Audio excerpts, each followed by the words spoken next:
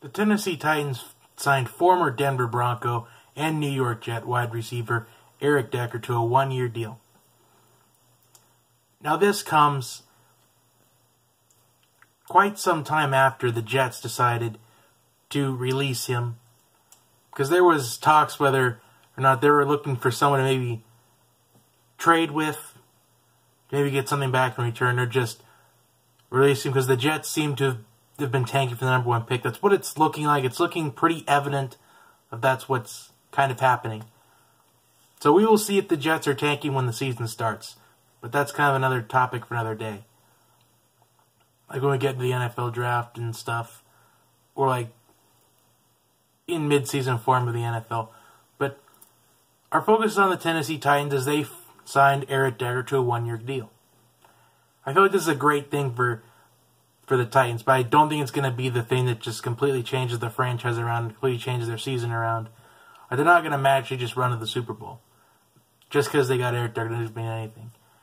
Because Eric Decker's had a history of being always the number 2, number 3 guy on the team. Like back in Denver, he was the number 3 guy, behind Demaryius Thomas, Wes Welker. But he had the beneficiary of having Peyton Manning throw him the football. The second time around, he was the number 2 guy. Usually number 2 guy, but someone's number 3 guy in New York. But he didn't have a good quarterback to throw him the football, but Ryan Fitzpatrick did well for one season. And I was kind of talking about that on the Jerry Maclin video as well, like, but the Ravens were also not targeting Eric Decker at that point. But here's how I think Eric Decker will do in Tennessee this year. I think he's going to be productive, but he's not going to be as productive as he was back when he was in Denver.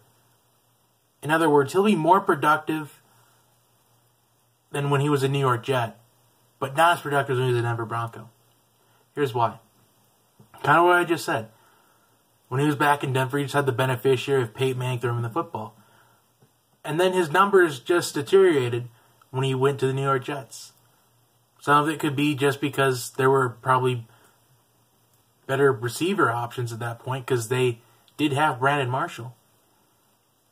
So that could be something. Like they had Brandon Marshall, Quincy Enunwa. But when he's going to Tennessee, Marcus Mariota should be really happy right now to have Eric Decker on his team. It's an extra target to throw to.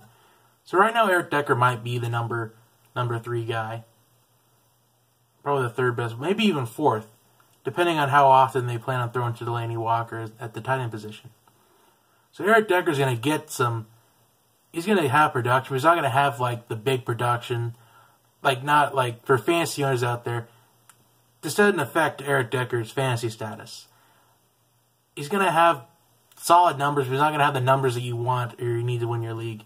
He'll have like probably 1 or 2 breakout games, or even possibly a third breakout game. But that's going to be about it. If Eric Decker happens to have more than 3 breakout games for the Titans and for fantasy owners, I'll be really surprised. But anyway, I'll leave you with that. Like and subscribe to the channel. Follow me on Twitter, JB Talk Sports. Like, share this with your family and your friends. I will see you next time. Have a great night, everybody.